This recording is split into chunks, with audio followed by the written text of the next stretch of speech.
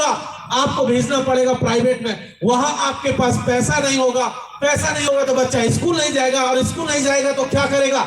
वही जो हमारे दादाजी करते थे, परदादाजी करते थे। इसलिए संविधान को बचाने की जरूरत है, बाबा साहब के सपनों को बचाने की जरूरत है।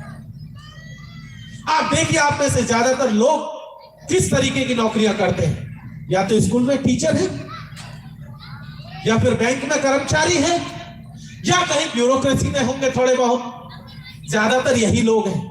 एजुकेशन तो आपसे छीन लिया। पिछले लगभग 2 से 3 साल से लेटरल एंट्री हो रही है, सीधे बिना परीक्षा के आईएएस बना दिए गए। 3000 से ज्यादा लोग आईएएस बना दिए गए। एक भी व्यक्ति एसटी, एससी, ओबीसी का नहीं। आप सोचिए, बाबा साहब ने तो एक व्यवस्था बनाई थी ना, और बाबा साहब के पहले से अंग्रेज एक व्यवस्था बनाए गए थे कि आईएएस कैसे बनेगा व्यक्ति, और उस व्यवस्था को उन्होंने खत्म कर दिया। सीधे डायरेक्ट आईएएस बना रहे। और आईएएस भी नहीं, आईएएस 10 साल के बाद सेक्रेटरी बनता है, जॉइंट सेक्रेटरी बनता है, डायरेक्टर बनता है। उन्होंने सीधा डायरेक्टर ही बना दिया, आईएएस भी नहीं बनाया, सीधे डायरेक्टर।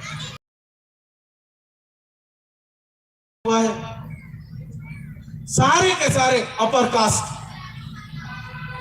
ब्राह्मण, बनिया और ठाकुर, सिर्फ 3 जात के लोग बन रहे हैं। और उसमें भी कौन लोग हैं? जिनका सीधा कनेक्शन आरएसएस से, जिनका सीधा कनेक्शन बीजेपी के बड़े नेताओं से है। उनके बच्चे, उनके परिवार के सदस्य सीधे डायरेक्टर, ज्वाइंट डायरेक्टर और बाकी के सेक्रेटरी लेवल पर पहुंच रहे हैं। और हुई है नियुक्तियां, आप उठा करके देख लीजिए। एक व्यक्ति शायद आप जानते भी होंगे, मनोज बाजपेयी एक फिल्म एक्टर है, उसका भाई भी है, वो सीधा सेक्रेटरी बना है। मनोज बाजपेयी का भाई फिल्म एक्टर है, आप जानते हैं अच्छे से। किसी परीक्षा में नहीं बैठा, बिना परीक्षा के सेक्रेटरी बन गया, और वो आपके ऊपर आज की तारीख में कलम चला रहा है, क्योंकि एचआरडी में बैठा है, एजुकेशन मिनिस्ट्री में बैठा है उसको। वो आपके लिए न्याय करेगा। इसलिए बाबा साहब के संविधान को और बाबा साहब के सपनों को बचाने की जरूरत यहां पर है।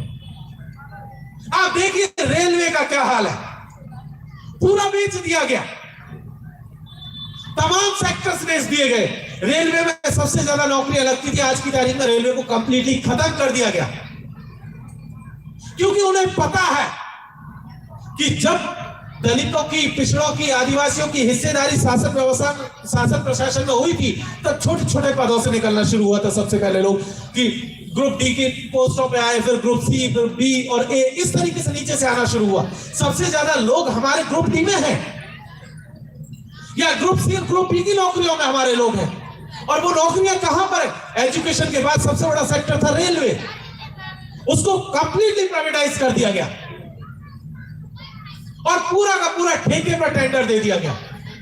आप मुझे यह बताइए, जब ठेकेदार नियुक्तियां करेगा तो आपको लेगा? वो नहीं लेगा, वो उसको लेगा जो कि सस्ते से सस्ते में उसका काम कर सके।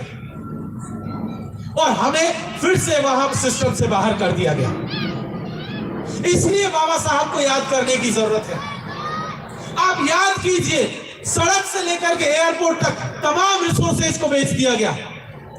ये वही व्यक्ति है ना जो कह रहा था प्रधानमंत्री बनने से पहले कि मैं देश नहीं बिकने दूंगा।